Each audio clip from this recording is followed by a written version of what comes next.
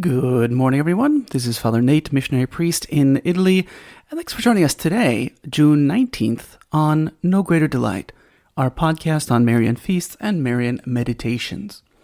Well, today, to start us off, we have Our Lady of Monte Senario. Our Lady of Monte Senario. So this refers to the Order of the Servants of Mary, sometimes known as the Servites. This order began in 1233, when a group of hermits, known as the Seven Holy Founders, left the city of Florence. They lived in La Camardzia, which is a suburb of Florence, and they went off to Mount Senario to pray, right? Because they were holy men from different families, actually from wealthy families, and they knew that they needed to give their lives to God somehow. So, because they didn't know quite which way of life to follow, they turned to Our Lady in prayer, and then she appeared to them on the Feast of the Assumption in 1240, right? So we're told that the Blessed Virgin, Our Lady of Monte Senario, presented the Seven Holy Founders with the habit of their new order, and an angel stood nearby with a scroll that said, Servants of Mary, right? He read to the Seven Holy Founders the following words: You will found a new order, and you will be my witnesses throughout the world. This is your name, Servants of Mary. This is your rule, that of St. Augustine. And here's your distinctive sign, the black scapular, in memory of my sufferings. So, from that day in 1240, the seven were known as the Servants of Mary, sometimes known, like I said, as the Servites. And in a particular way, they take solemn vows to especially honor the seven sorrows of Mary, right? So, again, what exactly this has to do with June 19th, I'm not entirely sure, but obviously the Abbot Orsini is telling us that this is an important day, right? Next, we'll jump up to France, to Notre-Dame-des-Grâces in Honfleur, in Calvados, in Normandy, France. So, there was a first chapel built here in honor of Our Lady of Grace by Richard II, the Duke of Normandy. And he founded the first chapel in 1023 because he had made a vow during a storm. I think actually we heard about that at some point. In 1538, a landslide destroyed it. So the present chapel there dates from 1600, right? Which obviously was pillaged and ruined during the Revolution, but then restored. It's famous on one hand because St. Therese visited the shrine in June of 1887, but also the wooden statue of Our Lady of Grace is surrounded by cast-off crutches and offerings, right? So Our Lady was crowned on, you guessed it, June 19th, 1913. There's usually a pilgrimage the third Sunday in June to recall that event. And there's a pilgrimage for sailors that takes place on Pentecost Monday. Then, still in France, we go to Notre-Dame de Chêne in Viroflay-Yvelines, Ile-de-France in France. There you go. That's probably more or less the way it's pronounced. So in the 1850s, the students of the Seminary of Foreign Missions in Paris, I assume that's the Paris Society of Foreign Missions, affixed to an oak in the forest of Meudon a little niche with a statue of Our Lady of Aspiring Missionaries. And so then they had this custom, this tradition of going to pray and sing there when they had their outings, right? It's in the woods. Well, in 1865, there was a cholera epidemic that was going about in the area, killing especially children. But in Viroflay, the people turned to Our Lady of the Oak, and there only one child in 1,000 died. So the mortality rate was much, much, much lower. So when that spot became a place of public pilgrimage, the seminarians decided to, it says, move their devotion to other trees. I assume that means they brought the niche with them. It's not like they went and said, oh, here's a lovely tree. In the 1950s, the Catholics of the town decided to build a new church that would consolidate, there were several smaller chapels, so they put them all together. The first stone of that new church was laid on June 19th, 1960, right? And so it's interesting because it says an enormous inverted wooden hull topped with two spires makes the structure of the Church of Our Lady of the Oak, which was dedicated April 16th, 1966. Right? And then we jump over actually to the Philippines, where they celebrate Inang Salambao, Obando Bulacan, Philippines, the mother of Salambao. This statue was found in 1763 in a fishing net, Salambao.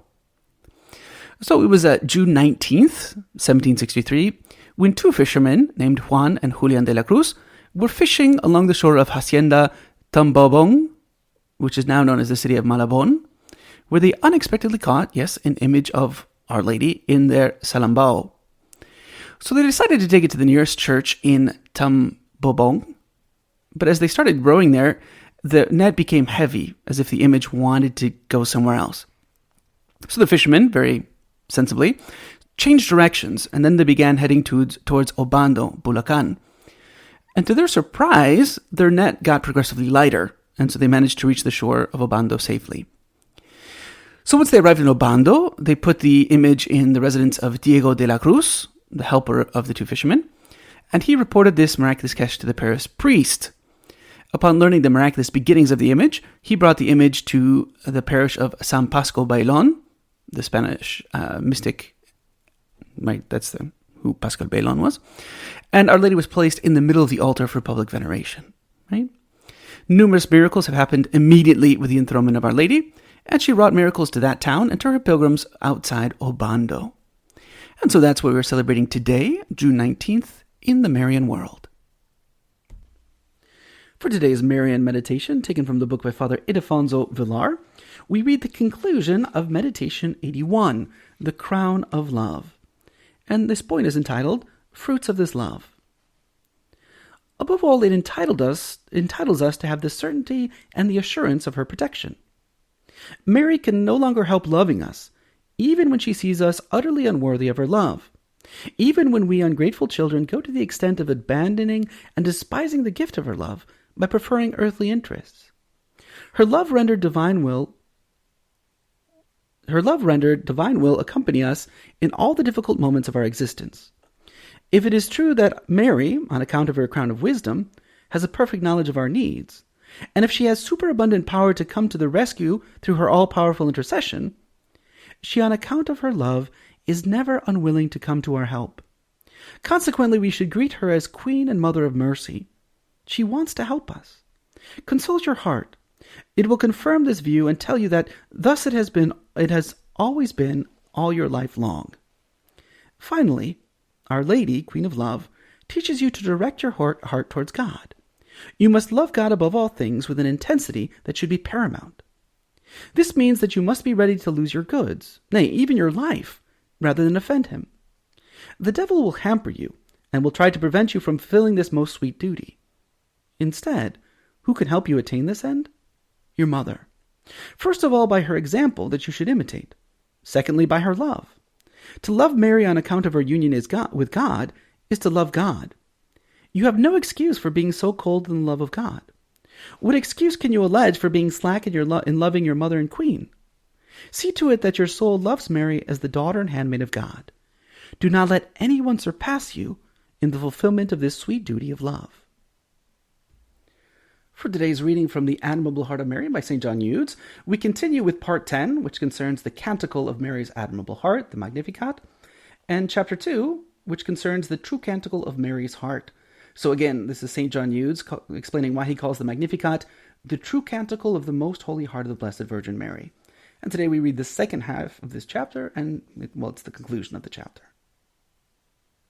Finally, it is the Canticle of the Heart and the love of Our Lady, because it is the divine love inflaming her utterly that inspired her to pronounce the words of this marvelous canticle. Words which, according to Saint Bernardine, are like so many flames of love darting from the ardent furnace of divine love burning in the immaculate heart of this incomparable Virgin. O Canticle of Love, O virginal Canticle of the heart of the Mother of Love, having your origin in the heart itself of the God of Love, who is Jesus, and in the heart of the personal incarnate love, which is the Holy Spirit, it is fitting only for the most blessed lips of the Mother of Love to sing and pronounce its message. The very seraphim deemed themselves unworthy to do so. How is it then that miserable sinners like us dare to repeat your divine words, and to pronounce with our worldly mouths the ineffable mysteries they contain?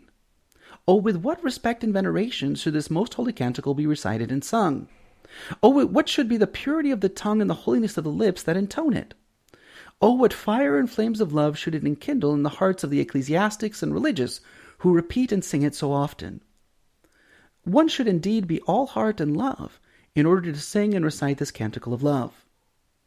O Mother of pure and tender love, deign to make us partakers of the holiness, fervor, and love with which you did sing this admirable canticle here on earth, and as you will sing it everlastingly in heaven with all the angels and saints. Obtain for us from your divine Son the grace to be numbered among those who will sing the Magnificat eternally with you, that we may give immortal thanks to the most adorable Trinity for all the wonders wrought in you and through you, and for the countless graces bestowed on all mankind through your blessed intercession.